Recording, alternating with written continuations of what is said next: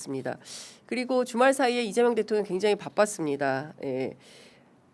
해외에 계시면서도 국내 현안을 놓치지 못하고 있는 이제 이런 상황인데요. 비공개로 대통령 수석보좌관 회의, 청와대 출입 기자들은 대수보 이렇게 부르는데요. 대수보 회의를 했습니다. 이 회의에서 이 선거 결과 조작 등등을 운운하면서 부정선거론을 퍼뜨리는 것은 이 문제의 본질을 왜곡하고 국민들의 귀한 목소리를 모욕하는 반사회적 행태다라고 비판을 했습니다. 이 참정권 침해에 대한 국민들의 정당한 문제 제기를 다 인정하고 수용한다라고 하면서도 이걸 악용해 가지고 터무니없는 음모론을 선동하는 세력들이 더 고개를 들고 있다라고 비판을 했습니다. 다른 거 다 떠나서 일부는 현장 경찰관을 상대로 위해를 가하기도 하고 또 주변 시민들을 위협하기도 하고 가끔씩 이해할 수 없는 무슨 검문 검색 행위를 하고 또 출입도 막고 이렇게 업무 방해를 하고 있는 것 같다. 이 부분은 마땅히 법과 원칙에 따라 합당한 책임을 물어야 되겠다라고 직격했습니다. 사실 있을 수 없는 일이죠. 저희 취재 편의점에서도 일반인이 일반인을 상대로 검문 검색을 한다. 대체 공권력은 어디로 가 있는 것이고 공권력을 그 자리에서 일반인들이 부정선거 음모론자들이 공권력을 정당한 행동을 방해하고 있다면 그 자체로 묵과하기는 어려운 것이다. 대한민국 행정력 공권력은 어디 있는 거냐 이런 비판이 계속 나오고 있는 것입니다. 이에 대해서 대통령이 직격했기 때문에 주말 사이에 해결해야 된다라고 얘기를 했는데 문제는 지금 잠시 후에 말씀드리겠지만 장동혁 국민의힘 대표 그리고 또 나경원 의원 등 유력 국민의힘 정치인들이 이 부정선거와 또 재선거를 계속 요구하고 있어서요. 정치적 논란거리로 가져가면서 문제가 더 오히려 복잡해지고 있는 것은 아닌가라는 생각이 좀 듭니다. 이 참정권 훼손과 관련해서는 당연히 국정조사와 그리고 검경 합동 수사를 통해서 제대로 밝혀야 할 것은 밝혀야 되겠지만 이것을 부실한 선거관리와 부정선거를 착종시켜서 마치 하나의 문제가 있는 것처럼 정치적으로 문제를 키우고 확산하는 것은 대단히 잘못된 것이다. 이것을 반드시 구분해서 판단해야 된다라는 말씀 좀 드리겠습니다. 관련해서 제가 오늘 꼭 드리고 싶은 말씀이 있어서 예전부터 만들어졌던 영상 종합해서 한번 만들어 봤습니다. 함께 보시겠습니다.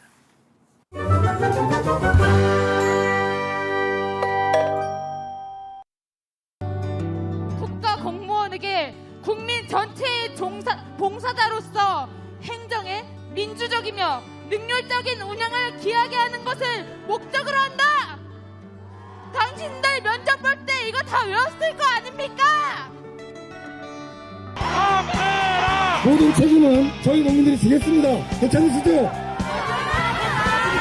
두 눈으로 보고도 믿을 수 없는 장면이었어요. 지하철 막차가 끊겼는데도 사람들이 돌아갈 생각들을 안 하는 거예요. 아, 내가 25년 농민운동하면서 이런 날이 있었나? 시민들이 왔으니 이제는 돌아갈 수도 없겠다. 오늘 기필코 이들과 함께 이곳 남태령을 넘어야겠다. 저와 비슷한 20대 여성들, 청년들이 3,000명, 5,000명, 아침이 되니까 10,000명, 그리고 실시간으로 집에서 애태우며 지켜보는 수만 명. 시민들은 핫팩과 양말 등 보온용품을 나눴고 따뜻한 음료와 먹거리가 배달됐습니다. 그때 느꼈죠. 역사책에서 배운 5.18 때 대동세상이란 게 이런 걸까? 저 같은 추운 사람도 혼자 타고 올라왔으리라. 젠더 피어입니다. 또 장애인입니다. 4년 전 돌아가신 농민운동가 고 신영범의 딸 신우리입니다. 아빠 보고 있어. 남의 배고픔과 추위를 외면하지 않는 마음, 거기서 연대가 시작되는구나. 편견 없는 무조건적인 연대가 눈앞에 펼쳐지는데 우리가 진다는 건 더 이상한 일이다. 우리 모두는 승리했습니다. 지금 국힘당을 뺀 나머지 사람들은 너나 할 것 없이 이재명 정부의 성공을 바란다. 네네. 이렇게 말하잖아요. 각자가 생각하는 이재명 정부의 성공이라는 게 뭔가? 뭘까? 이재명 정부는 어떤 정부인가? 저는 이제 민주당 지도부를 포함한 상당수의 특히 의원들은 이재명 정부를 그냥 단순한 4기 민주당 정부로 보고 있는 것 같아요. 예. 참 원만히 5년을 예. 보내가지고 예. 다음 총선 때 자기들 재선하는 데도 도움이 되고 5년 후에 민주당 정부 5개 민주당 정부가 들어오면 그게 성공이다. 예. 정권 재창. 이렇게 말하겠지만 예. 그러나 그 박근혜를 물리쳤던 촛불 시민들이 다시 응원봉 들고 나와서 예. 촛불 혁명의 연장이죠. 그 뭐 빛의 혁명이라고도 부릅니다만은 그걸 통해서 만든 정부가 이재명 정부인데 네, 네. 국민들은 적어도 이재명 정부를 탄생시키는데 결정적인 역할을 한 시민들은 이재명 정부가 무난한 민주당 정부가 아니고 예. 자기들이 바라던 그 나라다운 나라를 만들고 근본적인 개혁을 하는 그런 이제 성공한 2기 촛불 정부가 되기를 갈망하고 있는 거죠. 네. 그 관점에서 본다면은 지방선거에서 뭐 단체장 수를 많이 확보했다든가 또 뭐 총선에서 다수당 제1당으로 남는다든가 예. 이게 핵심적인 문제는 아니에요. 네, 네. 국민들이 진짜 염원하던 완전히 나라를 바꾸고 나라의 기운을 바꿔놓는 그런 2기 촛불 정부가 해야 할 일을 과연 이재명 정부가 해낼까. 예. 이제까지 보면은 특히 이번 선거를 보면은 민주당 지도층 나는 꼭 뭐 당대표만 얘기하는 게 아니고 의원들 대다수를 네. 포함해서 그런 의식이 없었거든요. 예, 예.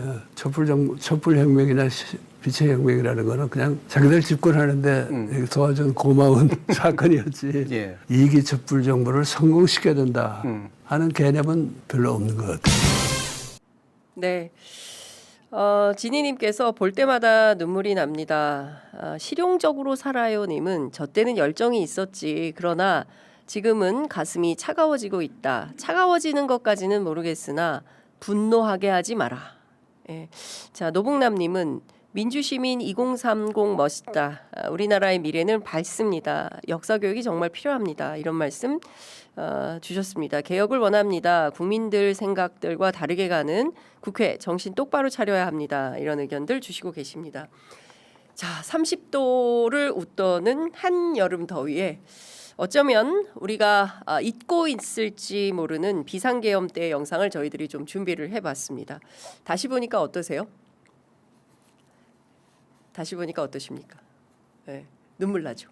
네, 저도 이 갱년기 때문일까요? 저도 저런 장면을 보는데 그때 생각이 나요. 이제 저희도 현장 라이브를 하지 않았습니까? 함남동 관저 앞에도 취재 편의점이 갔었고 국회 앞에도 갔었고 또 로텐도홀 안에서도 집회를 했었고 광화문 뭐 저희가 다 다니지 않았습니까? 저때 굉장히 뜨거운 연대, 나라를 나라답게, 나라가 위기에 빠졌을 때 국난의 위기에 가장 먼저 뛰쳐나와서 이 나라를 지켜야겠다. 그때까지만 하더라도 20대 보수화 때문에 큰일이야 뭐 이런 이야기들을 했었는데 웬걸요. 응원봉 들고 제일 먼저 뛰쳐나와서 이 여의도를 가득 메운 분들은 바로 2030 10대 청년들이었습니다. 2024년 12월 3일 비상계엄 직후 공수처 체포에 불응하면서 버티던 내란숙의 윤석열 그리고 김건희 부부를 즉각 체포해야 한다면서 그 추운 겨울 한남동 관저 앞에서 인간 키세스가 되셨던 분들입니다. 고립된 농민들을 위해서 바로 여기가 우금치다라고 하고 남태령 고개로 달려가서 그 한밤 목청 높여서 경찰들을 향해서 차 빼라 이렇게 외치셨던 분들. 그런 분들 댁에서 아이고 어떡하나 저 청년들 어떡하나 내가 가서 뭐라도 해야 되는데 내가 도저히 이 집에서 나갈 수는 없고 응원만 하면서 지켜보기가 미안해서 난방버스 보내고 뜨끈한 어묵탕, 우육탕면, 설렁탕 보내주셨던 분들. 해외에서 유튜브로 지켜보시다가 이러다 우리나라 망하는 거 아니야? 큰일 났네. 어떡하지? 뭐라도 해야 될 텐데 커피차, 어묵차, 간식차 보내주셨던 재외동포 여러분들 다 건강히 잘 지내고 계시죠? 그때 모였던 그 아름다운 마음들 지금도 다 잘 간직하고 계시리라 생각합니다. 저희 취재 편의점도 마찬가지입니다. 저는 사실 개인적으로 이 내란 청산과 흔들리지 않는 민주주의 공고화를 위해서는 저런 간절한 마음들이 이번 지방선거 그리고 28년 총선 30년 대선까지 쭉쭉 이어졌으면 어땠을까 상당히 큰 기대를 했습니다. 물론 평범한 시민들 저 역시도 마찬가지고요. 다들 그런 마음들 갖고 계시리라 생각합니다. 왜냐? 아직 내란이 끝난 게 아니기 때문에 그렇습니다. 이 장엄한 국민적 에너지에 어떤 사사로운 소탐이 개입해서는 안 된다라고 판단하기 때문입니다.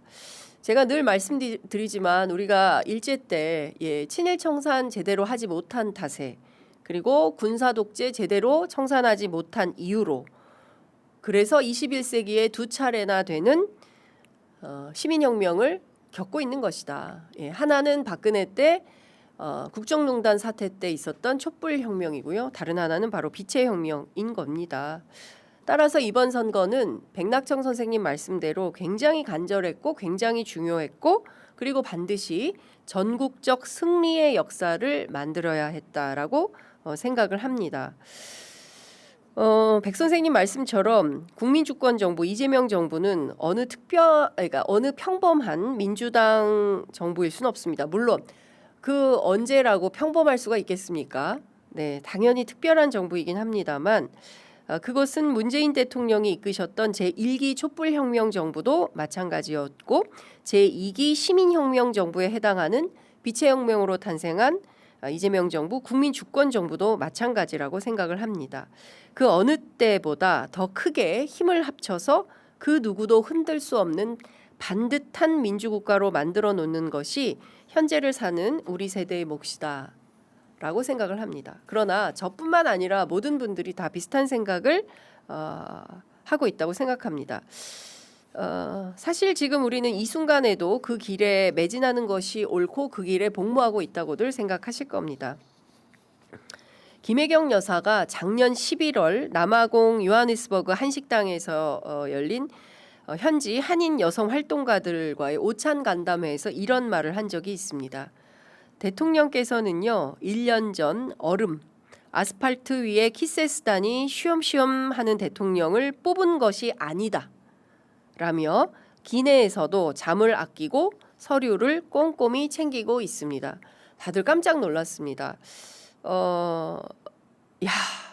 이 마음을 잊지 않고 있구나. 그 엄동설안의 길바닥에서 다들 그 은박담요 하나 뒤집어 쓰고 은박담요 하나에 의지한 채로 인간 키세스단이 돼서 대한민국 민주주의를 위해서 그 현장을 지켰던 그 시민들의 마음을 기억하고 있구나. 그 마음을 잊지 않고 그분들이 원하는 대동세상 만들기 위해서 헌신하고 있구나. 이런 생각을 하게 된 워딩이 아니었을까 싶습니다. 저는 김혜경 여사 입에서 키세스단이라는 단어가 나올 거라고는 당시에도 생각을 못했었거든요. 대통령께서 너무 열심히 일하셔서 건강이 걱정이다라는 아프리카 현지의 한 여성 활동가의 질문에 이런 답을 한 겁니다. 공직자의 1시간은 5,200만 명의 1시간이다. 임기가 정해진 정무직 공직자들은 미안하지만 힘들지만 그래도 더 힘껏 일을 하자. 남은 임기 4년, 8년처럼 일하겠다. 이게 공연한 소리가 아니라는 것은 아마 저뿐만 아니라 청와대 춘추관 출입하는 출입기자들은 다 아는 내용일 겁니다. 왜냐하면 저희들은 마주하거든요. 그 어떻게 일하시는지를.